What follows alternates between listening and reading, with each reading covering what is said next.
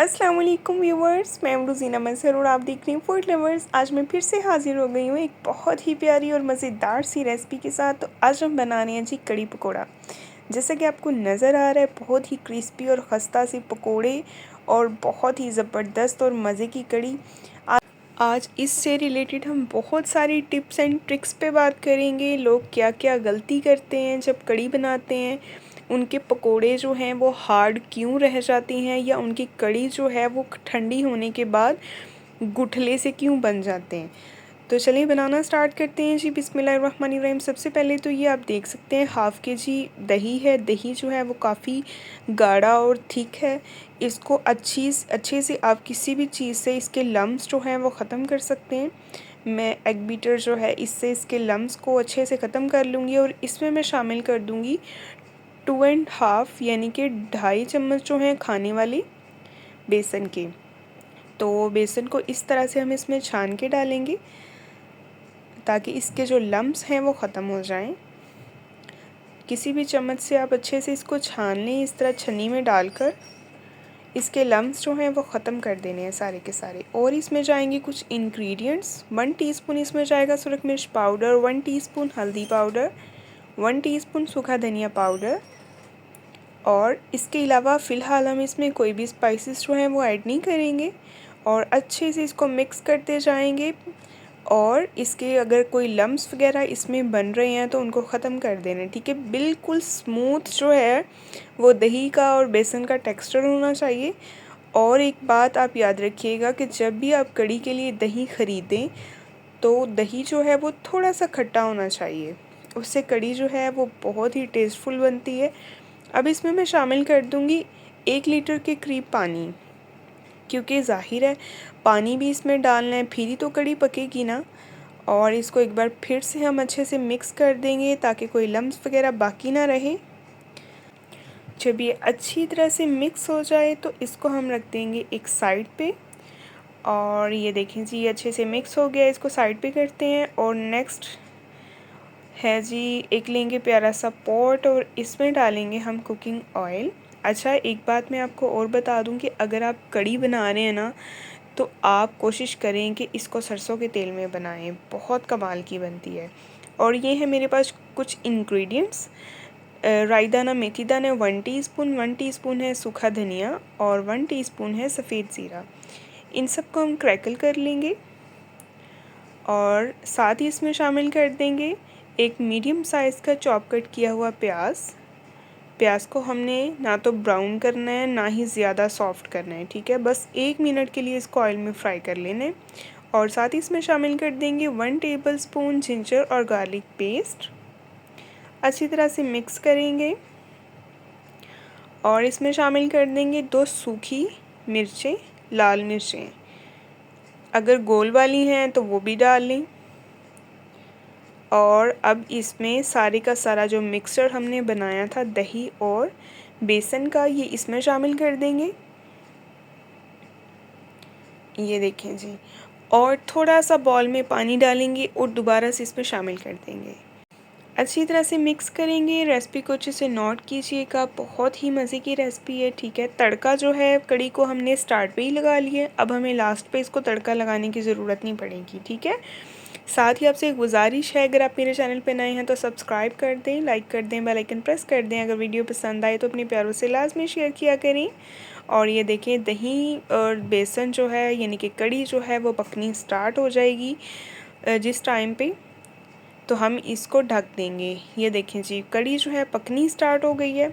अब हम इसको ढक देंगे तकरीबन लो टू मीडियम फ्लेम पे।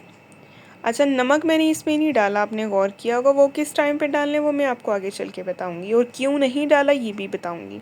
अब ये मेरे पास 5 टेबलस्पून बेसन है, इसमें मैंने शामिल कर दिया है जी प्याज, एक मीडियम साइज़ का चॉप कट किया हुआ, और जाएंगी 2 से 3 बारीक कटी हुई हरी मिर्चें।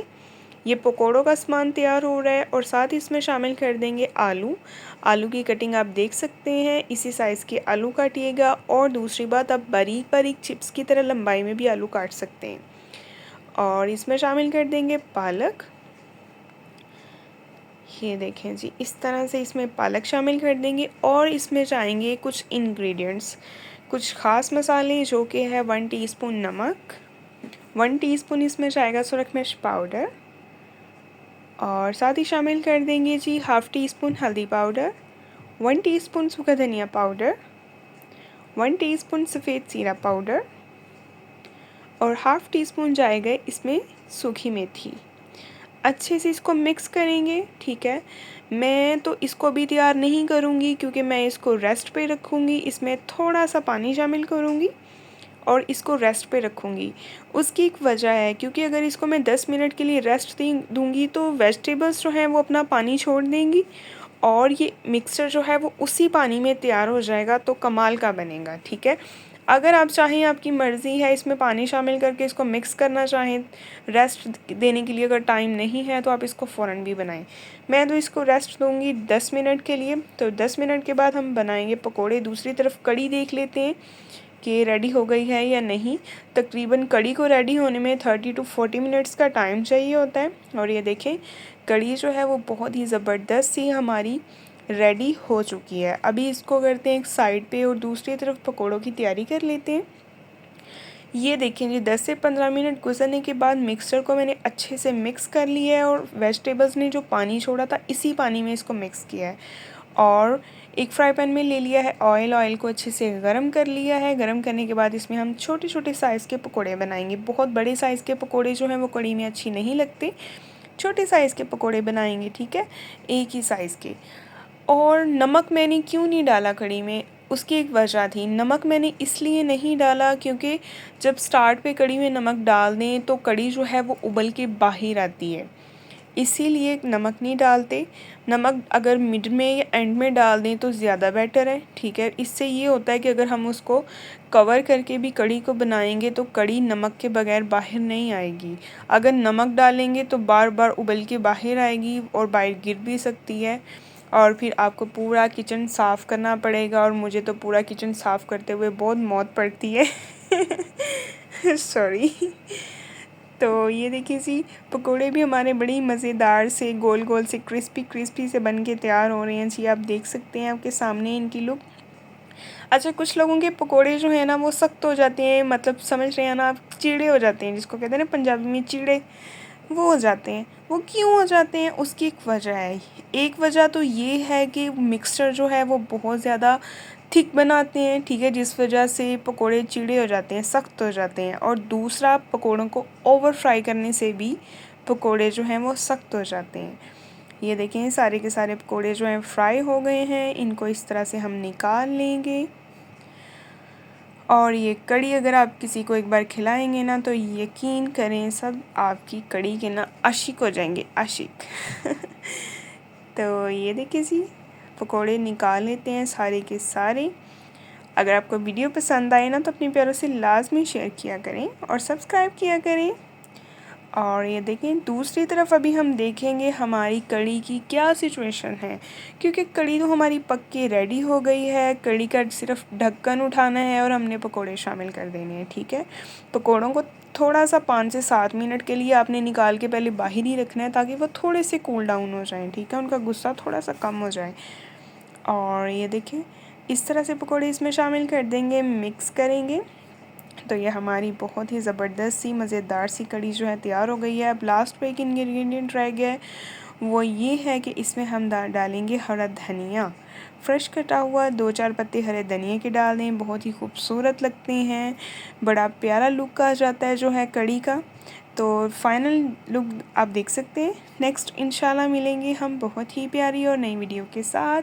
अपना बहुत सारा ख्याल रखें, अपनी दुआओं में याद रखें और मेरी वीडियो पे सब्सक्राइब किए बगैर ना जाया करें। तब तक के लिए जी, अल्लाह हाफिज़।